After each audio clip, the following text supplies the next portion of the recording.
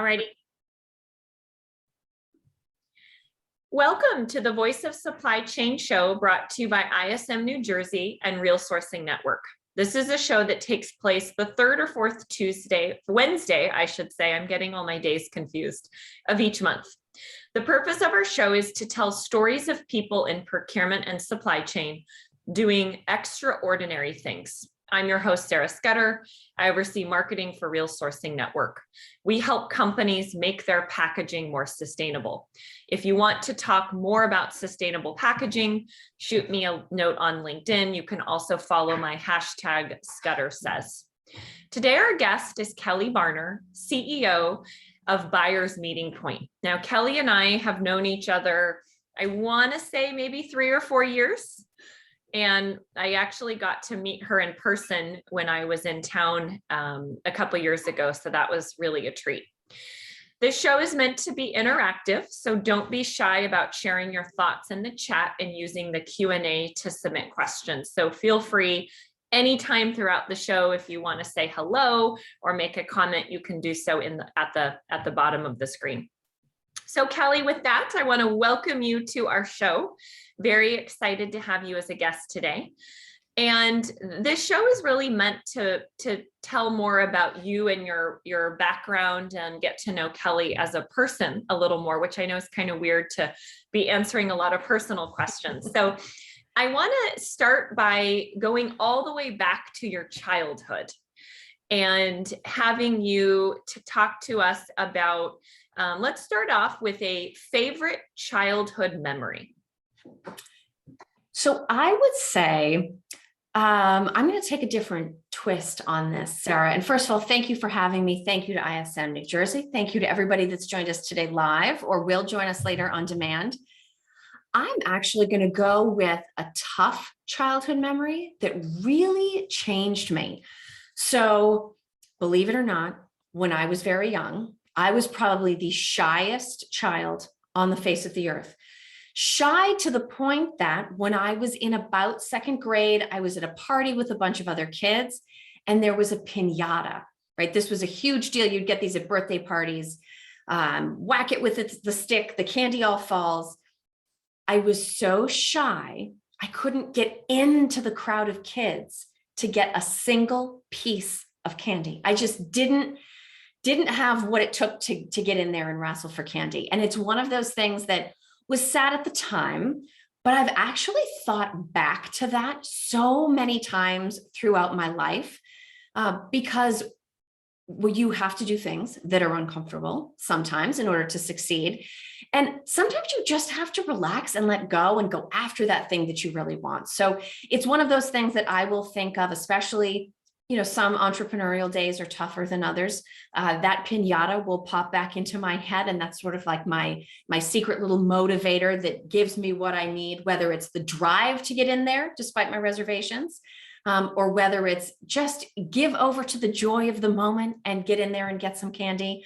But that's one of my earliest childhood memories that I think it continues to be a part of who I am. And I find it interesting that you were so shy and now you do quite a bit of public speaking, both in person and virtually. And I know that can be really, really scary and overwhelming for a lot of people. And energy draining, right? If you're someone that happens to be an introvert, it doesn't mean that you can't get up and do those things. I'm sort of a textbook introvert. It just means that I need my corresponding downtimes or quiet times to recharge. I try to be very thoughtful, even about how I plan my day now. I'll know that, a day like today, I did a webinar with Philip Idson this morning. I'm meeting with you all this afternoon. I'm very thoughtful about how I plan out the time in between and the time before and after, because I sort of have a sense of what sort of a toll that's going to take on my energy level, because I want to be effective in these kinds of virtual sessions or effective if I'm meeting someone in person, but still able to kind of have a full day with the right balance of activities. So another question that I want to talk about from your childhood is a tradition that you learned from your parents that you've continued on today. So the best tradition is something called Friday night snack. So I have a younger sister. When she and I were little, if we were good all week long and went to bed right on time and also went to sleep right on time, we had this incentive that we were working towards called Friday night snack. And what it was at the time that we normally had to go to bed, instead we would be in our jammies. We would go sit in front of the TV. There would be an extra special snack. Like I think the biggest snack of all was either Hostess cupcakes or ring dings with ice cream on top. That was sort of like a really good week. And as a family, we would sit down, depending on the era. So I'm going to date myself. We would either watch the A-Team or we would watch the Dukes of Hazzard as a family and have our snack. And it was such a nice celebration. I don't know if all of you share the same feeling. You get to Friday night and you're not sure if you want to go party or if your gas tank is too empty to go and do that. But it was kind of the perfect combination of celebrating getting through another week. It gave you that incentive to be really good all week long. But it's just nice to bring everybody together to do something that's sort of fun and indulgent. And it's a tradition that I continue with my 3 kids to this day. We no longer watch the A-Team. Now the Simpsons is more of a favorite, as my husband is teaching my kids all of the essential, I guess, episodes of watching the Simpsons. So the tradition has changed slightly, but we have in fact continued it now actually for the 3rd generation. My mom and her siblings did the same thing as kids. So that's a fun multi-generational tradition we've kept alive. So I have to ask, what was last Friday's treat? Last Friday's treat. Okay, now this is going to polarize people. We love candy corn in my house. I know some people consider that like punishment candy for Halloween. We are big candy corn people. So we had some cupcakes with just some very basic frosting. And then really as many candy corn as you think you can put on your plate without getting a bellyache. That was our Friday night snack last week. So sugar high is going strong on Friday nights. Oh, sugar high. Of course, for the grownups, the sugar high comes more in the form of a margarita. So they have their sugar high. We have our sugar high. I would like to just reassure everyone there were no candy corn in the margarita. That would be one step too far. So we keep our sanity.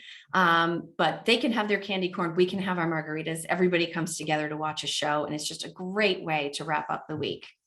Awesome. So who is the most influential person from your childhood and why? So this is hard. I had mentioned this to you, Sarah. We could talk about supply chain risk and, all kinds of things all day long, but this is a really hard question. So going with my instinct, I'm running towards the piñata. The person that comes to my mind in response to this question right now is actually my maternal grandmother, Ethel Fabrizio. And the reason that she comes to mind, so my family's a little bit interesting. Both of my parents were born to my grandparents in their mid-40s. So there's actually a generation missing in my family. What it also means is that all 4 of my grandparents were part of the greatest generation. And so my grandmother was always older all my life. But she was also an Avon lady. So her husband died very young. He passed away when my mother was 10. And so she had to support my mother and her 2 older brothers completely on her own. There wasn't a lot of other family. There wasn't a big savings to fall back on. And so in those days, there were fewer entrepreneurial options available to women who had children that they needed to care for and also be at home. And so for decades, she was an Avon lady, sort of the stereotypical cute little come to your door, have a cup of tea, flip through the catalog, order some Skin So Soft, which is sort of the standard. But I was always impressed by what a business person she was. She had a great balance of being able to connect with people personally, but then also obviously she had to be able to move product if she was going to be successful. She never complained. There was never a lot of excess money. There weren't a lot of frills. But let me tell you, no one could create a holiday like my grandmother. And it was a combination of traditions that had a lot of meaning. So for instance, what did you watch on Christmas Eve? What did you watch on Christmas morning? When were you allowed to open presents? Right down to the detail of we knew where on the dining room table The precise bowl was going to be with the exact same type of fancy olives in it. I mean, she was a ritualistic person, but she had a way of making it all feel very magical. And so one of the things that I take inspiration from in all of that is that, there should be meaning in our traditions. I do my very best not to complain any more than humanly necessary, because the world doesn't need more of that. But one of the things for anybody that's known anyone in Avon or is in Avon themselves is that they actually have an award that's offered every year called the Miss Albee. It's ALBEE. And she was one of the earliest, most successful sales ladies. And there's sort of like statuettes. They're maybe a foot tall, but every single year, the Miss Albee Award was given to the salespeople that reached a certain threshold. And she received one almost every single year of her life that she sold. When she passed away, the collection was divided between the granddaughters. And so above my fireplace on the mantle, I have 6 Miss Albies. And so they're a part of my everyday surroundings. They're about as beautiful and charming an award as I can possibly think of. And so it's a nice way to have her physically present in my day. And I certainly think about her quite a bit. I wish I had realized I was going to go down the entrepreneurial road before she passed. She passed away when I was in college, because there are so many things now I would have liked to have asked her. How did you handle a tough sales day? Or how did you handle the stress of an impending deadline? Because she really kind of went through it on her own. And like I said, without complaining, she just soldiered on and she created her joy and she did what she needed to do. But I would love for today me to be able to travel back in time and ask her some more questions. So she is someone that was very influential in my childhood. And I absolutely carry what she taught me with me today. And it's interesting you bring up the Avon reference. So being that I'm in the print and packaging space, I've talked about Avon several times. They're one of the master users of the catalog. Yes. And they actually still produce 26 catalogs a year. And they're a company that's actually really continued to embrace print instead of done a major pivot to digital. So they're definitely a company. I've been to their corporate office. I've studied their strategy and kind of looked at some of the things that they're doing. And that's above and beyond even empowering women to earn for themselves in a time when that was not a common thing. So let's transition from childhood and talk a little bit about college. So one of the things that I find really interesting in your background is that you majored in English Lit at Clark University. And the reason is my dad is a writer and has published a couple books, and he was an English teacher. So writing is something that's been an important part of my childhood and continues to be an important part of my career and an important part of our upbringing and family. So just curious why you chose to major in that. I, somewhere along the way, probably high school, absolutely fell in love with Shakespeare. So my original plan, which clearly did not work out, was to be a professor of English Lit before 1700. So I focused on Shakespeare, I focused on Chaucer. While I was an undergrad, I actually had to learn to read and speak Middle English. They made me take Latin, which was not awesome. I was also not particularly good at it. But I always loved the level of depth in those stories. And one of the things that I think back to all the time, and it kind of makes me laugh, is I had an English professor while I was there.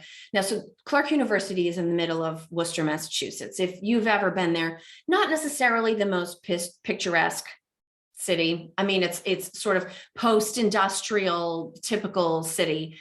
But where Clark is, because it's very old, there's a main campus. And then what they've done is they've expanded out into the surrounding neighborhood. And so the English program was relatively small, but it was housed in the most gorgeous little tiny yellow Victorian you've ever seen. So, I mean, just think New England liberal arts college movie. I mean, if Hallmark Channel made a movie. This is where the English department would be located. And so we would have these very small classes in what used to be a well-to-do family's dining room. We would sit around a replacement dining room table and discuss. And I had a professor that would always say to me, you read these plays like an analyst. And of course, at the time I'm thinking, I'm not even good at math. Like, this is analyst. Because my observations were always around trends. Like, did you notice that after this event in the play, so-and-so is only ever in the company of women? Or did you notice that after this point in the play, the terminology changed in this way? And I would pick up on these patterns and signals and trends, while other people in the class were more focused on, I don't know, tone or the type of literature. That always sort of passed me by, and I would read it very differently. And I've thought to myself many times since ending up in procurement and supply chain, isn't that funny? All that time ago, I was already thinking like a procurement, like a supply chain analytic type thinker, even back in the day when I thought that I was going to be a professor, when I thought I was going to focus on literature. And it just goes to show that there's room for multiple schools of thought in any discipline. And so having that crossover, there's actually a lot of value in it, no matter what field you end up in. What is the perceived worst advice that you received in college that has actually turned into useful advice? I know I can remember some things from my college days, but I'm curious what your thoughts are on this. So I would like to say, before I offer this advice, I did not take it. So it was bad advice that at the time I had the wisdom not to take. And that advice was to try everything. So I am really, really glad I tried a lot of things while I was in college. I did music, I did sports, I tried theater very exceptionally briefly. But I'm glad that I didn't try everything, because when I was going through college, we were just starting to get to the point, social media wasn't so much a thing yet. We didn't have the pressures that kids in high school and college have now, where at 16, you need to be worried about your future employer's hiring process when you're 34, that they may dig up some horrible old picture. But there were already digital photos being taken and records of things. And so I pushed the boundaries from a time management standpoint. I don't think I slept the whole time I was in college ever. But I'm glad that I focused my experimentation around things that would round me as a person, versus ever getting myself into trouble with, drugs, or getting in trouble at big bad parties, where the police would show up. So I've often thought back to that, people would say, like, these are your college years. This is when you have to let go and be crazy. And I didn't. That's, that was the me that did not go for the piñata. So I'm glad that piece of me still existed, because it certainly kept me out of trouble. But in looking back, that was definitely a terrible piece of advice that I am glad I did not take. And what did you think you wanted to do after college? So I thought I wanted to be a professor of Shakespeare. And it's interesting, because this starts to become part of the story of how I found my way. So I had graduated magna cum laude with a double major in English Lit before 1700 and history from Clark. And I had made this deal with my parents. I desperately wanted to go away to college, and they felt like, we live in central Massachusetts. You can't walk out the door without hitting first a Dunkin' Donuts and then a college. So why would we spend all this money for you to go live on campus? But what they offered me was, we will pay for grad school right after undergrad. I'm thinking, okay, this seems like a pretty good deal. So my original plan was to go directly into a master's program for English. And I applied to 3 schools. I applied to UMass Amherst, I applied to Boston College, and I applied to Boston University, all 3 of which are exceptionally difficult to get into. I did not get into UMass, but I was accepted at both Boston University and Boston College to enter their master's programs in English. But then I stopped and I thought, it was $50,000 a year without room and board, guaranteed for 2 years. And the end of that time, you were basically qualified to go back to more school, because a master's degree in English not necessarily that easy to get a job that justifies spending all that money on tuition. And so I made what was one of the most terrifying decisions of my young life. And that was to turn down both programs and pivot. And what I actually ended up doing instead is I did a 1-year program full-time, and I got a master's degree in library and information science from Simmons College in Boston. And I thought, okay, if I can't be a professor, I'll be a librarian. This will be great. It's lots of books. It's the next closest thing. And then I got there and I was kind of like, I don't know about this. I didn't love the public library setting because we had to have exposure to that. I wasn't so sure about the college library setting.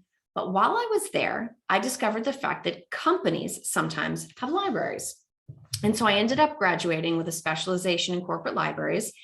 And I went off to downtown Boston to work for a boutique consulting firm that has since been purchased by EY. It's called the Parthenon Group. And that was sort of my first taste of business. So what I would do is the research team would support the different consultants on gathering commodity data or competitive market information or researching specific companies or trends. And I loved that work. I absolutely loved that job. It helped that it was right on State Street in downtown Boston, high enough up in a building that you could see the harbor. I mean, it was amazing. And after being there, not very long, I did change companies, but that was what really led me down the road of going into business. And it's also how I ended up continuing on to get my master's in business, which sort of cemented me staying in the business world.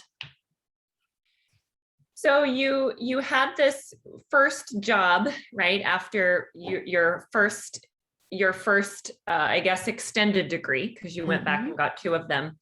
So to walk me through what you did after your first, I guess it was more like an analyst role where you were doing research and supporting people internally. How did you transition from that and get into more of a procurement focused position? Sure. So the simple answer is I got laid off. So at the time I was working it was called Ahold USA. Now it's Ahold Delhaize. I was part of their global knowledge management program. So that was actually leveraging my library science degree. Ironically, I ended up getting the job because all through high school and undergrad, I had worked at my local Stop and Shop supermarket, stocking shelves. That was like my high school job. And it helped me get the corporate job. So I was working as part of their global knowledge management team when the Dutch corporate parent had an Enron style accounting scandal, people in and out of the building with the cardboard boxes and the evidence and all that. Not good. And they said, okay, in order to protect the stock price, we have to start killing all programs that are not absolutely essential. And when you're in grocery retail and you take the handbook and you look up non-essential, it says knowledge management right at the top of the list. And so they had axed my entire team. We all had our appointments with HR, but some clever person looked at the records and figured out that I was about 1/3 of the way through a fully company-sponsored MBA program at Babson College in Wellesley, Mass. They had already invested a lot of money in me, and they realized if we lay her off, she takes that money and she walks. And so they came to me about a week before my termination or my exit meeting and said, how do you feel about strategic sourcing? And I was 23 or 24, and I knew there were college loans coming, and I had never heard of strategic sourcing. So I said, I love strategic sourcing. And I accepted the job, and I spent my whole first day sitting at my desk Googling strategic sourcing so that just in case someone came by, they would not think I was a total moron. But I had to 100% learn on the job. And it actually worked to my advantage that I didn't know what I was doing, because anyone that came in with sourcing or procurement experience, they put them with the category of spend they had previously managed. But because I had no idea what I was doing, they stuck me in hired services. And so I learned between location-based services and corporate back office services, I learned how to source on services. And that's one of the challenges I think that people that start with product struggle with. It's not as different as it seems, but it's different enough to potentially create a little bit of a hurdle. And so I got my start on things like pest control and grease trap cleaning and parking lot snow removal and all of those kinds of things when you run a supermarket. But it definitely worked out for me in the longer term, being very comfortable sourcing and managing services. What skills would you say were most important in that first role that you took in strategic sourcing? I mean, it helped a ton that I had gone through the library science program. I mean, so if you've ever been to a typical library, there's their reference desk where people can come up, and it could be everything from what's the average cost per square foot for commercial real estate in Manhattan, or how long was the first man to go into space in orbit? I mean, it could be any question. And part of the master's degree program is every semester you have to take a reference library course. And your study is all about techniques, and your homework every single night is 20 random questions that are incredibly difficult to find the answers to. And so you want to talk about like superb Googling skills. You learn every single trick, every single tool. Having those skills is something that I have always fallen back on. It led me certainly to writing my first book, but even to this day, being able to very quickly and accurately get myself to a piece of data, or realize quickly, I don't think I'm going to be able to get to this piece of data. I should stop and ask someone or stop and reassess because I'm kind of going down a rabbit hole. That is a skill that from a procurement perspective, when you think about supplier qualification or discovery or category management and all of that, it's been an incredibly useful skill to have. So before we transition into the world of entrepreneurship and kind of how you got into what you're doing today, I want to talk a little bit more about when you were in this strategic sourcing role and had your procurement career.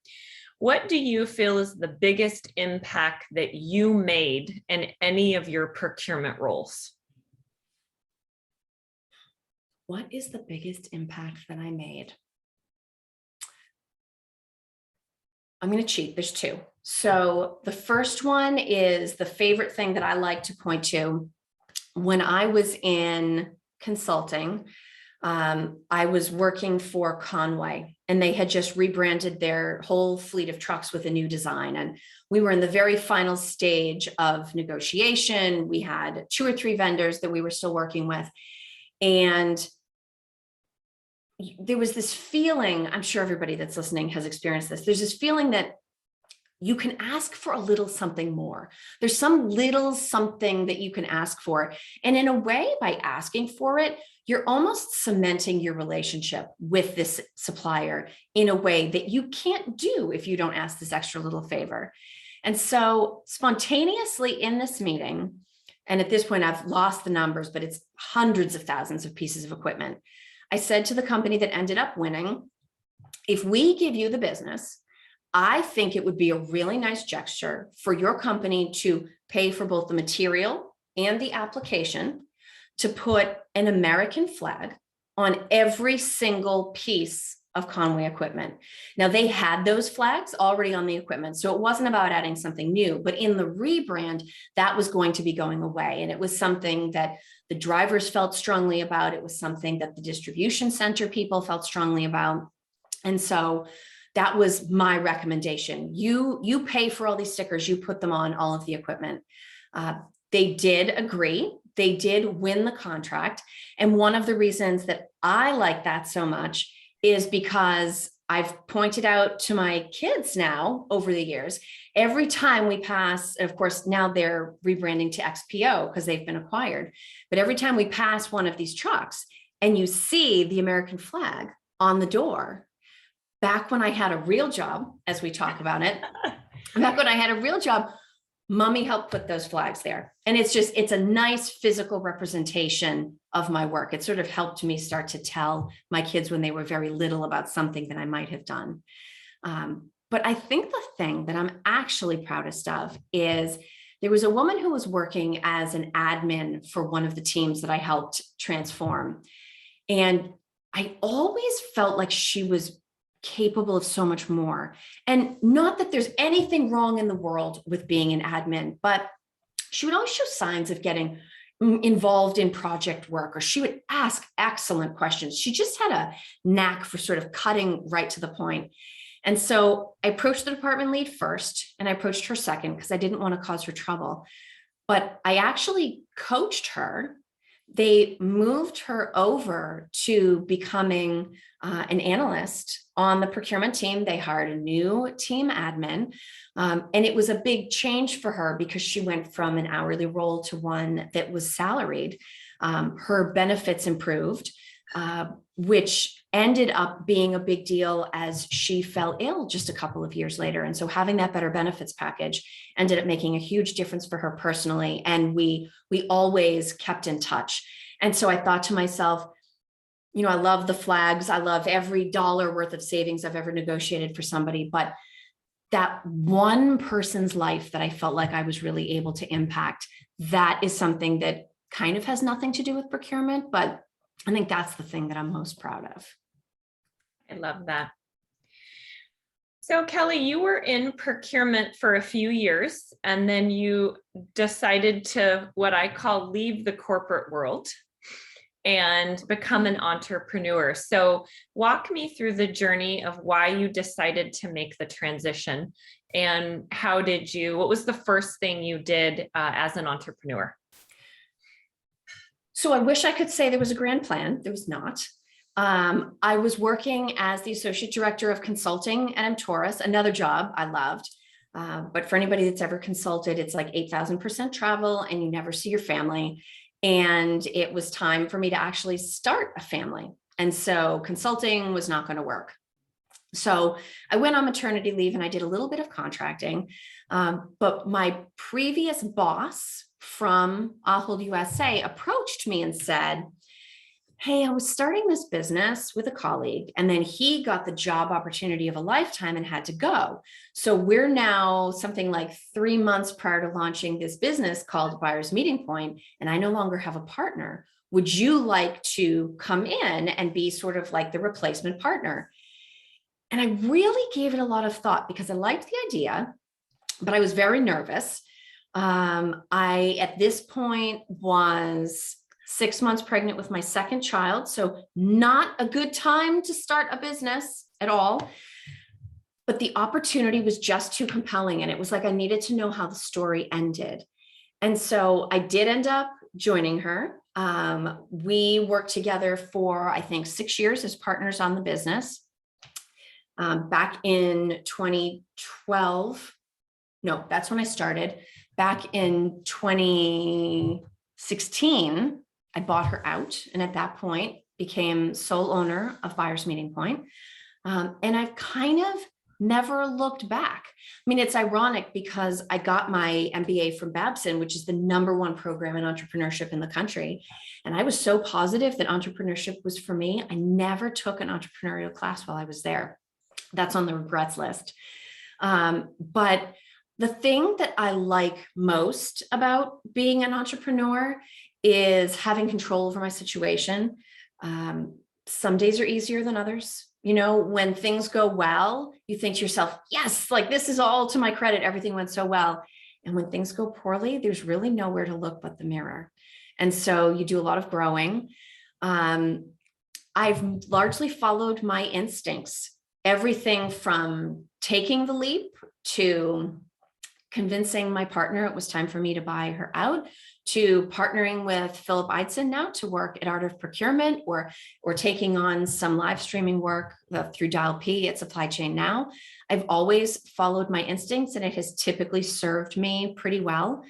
I will say it's great in the sense that it's flexible. So I can both work a really crazy busy day and also be there at my daughter's track meet this afternoon. So I have that degree of flexibility, but it also means you're never off. I remember being about 10 years in, and I thought to myself, I wonder how many years you have to work before you can take a weekend. Like, when do I get to take a weekend?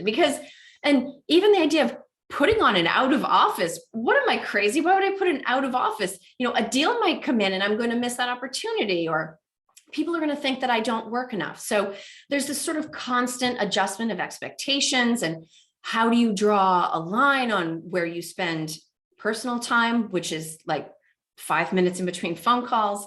But if you're open to a little bit of craziness, it's an amazing ride. You meet fantastic people, you forge amazing partnerships. I never would have thought that it was something that I would want to do, but I'm glad that I decided to take the leap, because I absolutely love being in control of my own professional situation. So what's the most important entrepreneurial failure that has made you a better leader and business owner? It's a failure that I've had repeatedly, which is a problem. There's one question that savvy people ask that I have a very difficult time answering. And I've gotten better at this over time, but it's still a struggle for me. If you have one of those networking or first kind of connection meetings with people, I've always noticed that really savvy people will say near the end of the meeting, "So tell me, what can I do for you?" And that is such a stumper. To me, not answering that question and not having a thought through answer is such a mistake. And yet somehow I always find myself getting caught off guard by the question. And it's not that you want to sit around and think like, okay, if someone stops by today, what am I going to have them do for me? Because no one's going to stop by. But every once in a while, that question comes up. And so that's one of the things I try to prepare myself for. I will try to think to myself, okay, I'm meeting someone for the first time. What do I know about them? Or even during the call, I will think to myself, okay, if they ask me that question at the end, what am I going to say based on what they've told me? And the only thing that I would hope is that for anybody that I ever wasn't able to answer that question for, clearly I didn't come to the meeting with an agenda. So I was not a manipulative person. Hopefully that would come across. But to me, it's not necessarily having that thought in the back of my mind or not being able to come up with the right answer. Because I have a feeling there were a few times over my career that if I'd just been able to come up with the right thing, it could have actually made kind of a difference in my career. But that's one I have yet to completely solve. So we're still working on that one. So for those that are with us today or watching the recording after this interview, I'd like to have you describe what Buyer's Meeting Point does. I'm sure that not everyone's familiar with what you're doing. And then also talk about what are the benefits of somebody joining your community? What's the value add? Why would a procurement leader be interested? Sure. So I would say Buyer's Meeting Point does two pretty distinct things. There's a set of things that I do for procurement and supply chain practitioners, all of which are completely open source unless you feel so moved as to buy one of my books. I never sell anything to procurement and supply chain. And the other is what I do for product and service providers. So for the practitioner community, which I have to say in my heart, I still think of myself as being a part of, I provide events listings, I review new books, I provide commentary on the major themes and topics and news that affect our industry. All of that gets published on buyersmeetingpoint.com, but it also goes out on Twitter and Facebook and through LinkedIn and a couple of different LinkedIn groups. So one of the things that's always been very important to me is that there be something that I provide to practitioners that will help them. So for instance, every Monday, I put up a listing of the 3 webinars or virtual conferences that I think are worth people's time for the week. Now, some business people might say this is crazy, but you cannot buy a spot on that list. I do not list demos. And so I really try to maintain that practitioner perspective in those recommendations.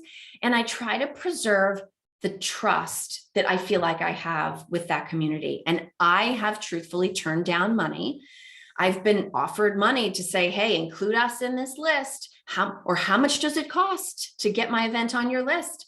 And I will quite frankly say, It doesn't cost anything because you only get there if I want to put you there, and I won't commit to it in advance. It's very important to me that that be truly objective. And sometimes I pick events based on the speaker, sometimes the topic, and sometimes it's just a sense of this is going to be an up and coming thing. And they're not always fully procurement events. Sometimes they're finance, sometimes they're somewhat CIO oriented, but I always feel like there's a connection from a knowledge and learning perspective that procurement can benefit from. So that's sort of an example of something that I do for the practitioner community. For the providers, Buyer's Meeting Point is my home base for written content. So Buyer's Meeting Point's predominant source of revenue is written content. Companies partner with me to do web copy, to write white papers. I will interview their executives, interview clients, and help write case studies. And so I am constantly preparing myself to have sort of the most interesting conversations I can have. I'm a fanatic about reading the newspaper. I read multiple newspapers a day, in addition to following sort of procurement supply chain specific news. And I like to, whenever I can bring a perspective in that's something from the wider news and say, okay, this was on the newspaper. What on earth does this mean to procurement? That's one of my favorite things, because I remember how busy it is to be a practitioner. You don't always have the luxury of reading 3 newspapers a day or following the main industry publications.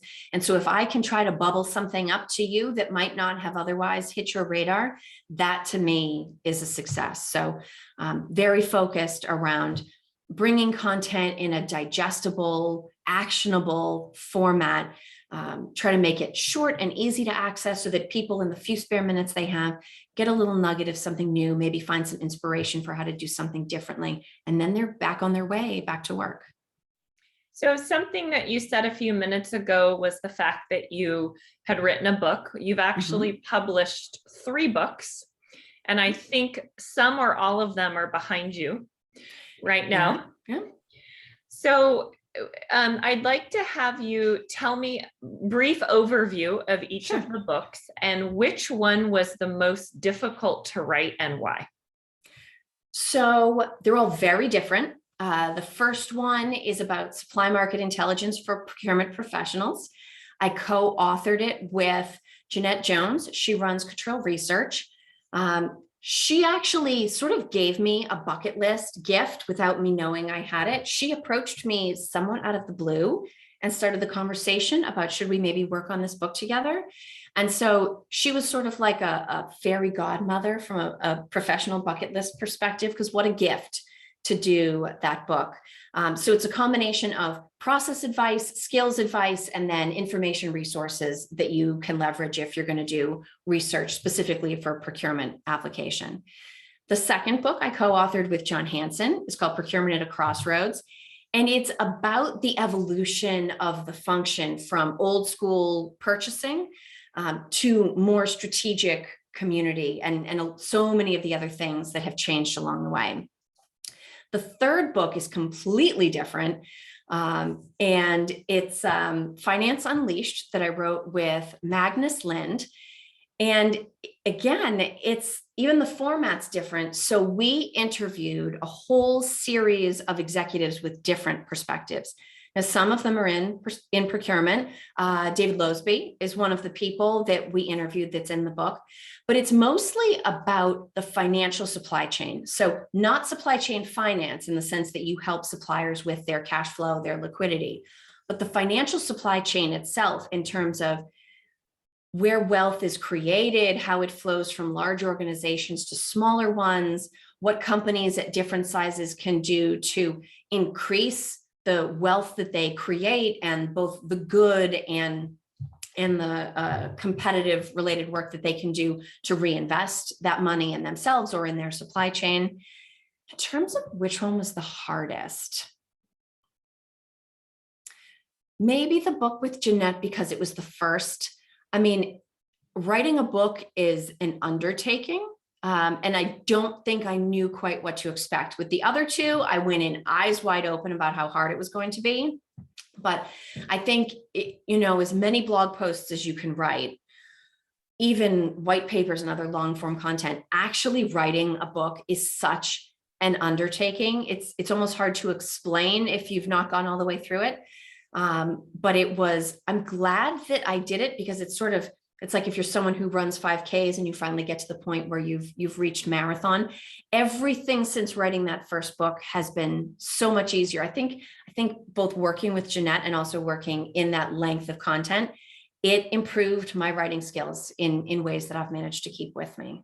So if there's someone who's with us today that is interested in writing a book, potentially procurement focused or not, and has no idea where to start, what's the one piece of advice you would give?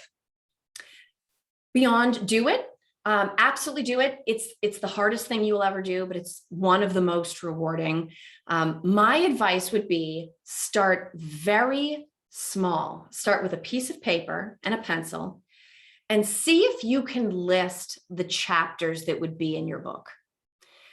If you can't get to about 12 or 15 very different standalone chapters with some sense of what you would say in each one, put the list away and think about it again in 6 months. You will not actually do your table of contents until one of the very last things, but I've always kind of found that was a really good way to gauge whether you had enough content in your head to go from long article to book, because so much depth is required to pull off an idea at that length. And if you can't work out what you feel like would be a really impressive table of contents, probably saved you a lot of time in the short term on actually starting writing. So we've got about 15 minutes as we close out our conversation, and I want to focus on two areas. Sure. The first is getting your advice on some of the things you're seeing that are happening in procurement. Mm-hmm. You do a lot of writing and research and are pretty knowledgeable about what's going on in the space. So would like to get your personal take on some unique observations that you've made about procurement this year. So, and this year is so unique. I think the thing about being in procurement is that it's an excellent way to really understand what makes a business tick. I also think those of us who love working in procurement have a tendency to be so in love with the tick that we forget to apply that back up to the business. And one of the things that we've seen this year are so many opportunities for the teams that are able to sort of pull their gaze away from the details and really look at what the company as a whole is trying to accomplish. We're starting to see some breakout progress around a whole range of things, everything from sustainability and supplier diversity to, it's escaping me. Oh, self-guided buying, right? It's time to let go. Let some of this go out into the enterprise. We do not need 100% compliance. Give people some freedom, give them some information, let them go. But also around recognizing, when you pull your eyes away from the data and you look at what the company is trying to achieve, if it seems like there's a mismatch, it's either your perspective or there's a problem with your data. And I think finally doing that sanity check to look back and forth to say, is our data leading us down the right road? Do we have missing data? That's one of the hardest things to recognize, is when it's not just you have a quality program problem, there's actually something missing. I think there have been so many opportunities for procurement to take the things that we already do incredibly well, strengths and experience that we already have. It's just about constantly gut checking around, I know I did a really great job right here, but does that matter to anyone? Is that on anyone's priority list right now? And if it's not, it's lovely that you've done this thing, but you probably need to adjust your priorities. So I think we've been forced to take sort of an outside in perspective on procurement this year to allow corporate priorities, in some cases, very urgent priorities around maintaining operations or keeping the bottom line intact. And I hope that if we ever get back to anything that resembles normal, that we will keep that habit, just constantly looking back and forth, checking to make sure that the tasks we're doing on a daily basis really do advance the concerns at the highest level of the company.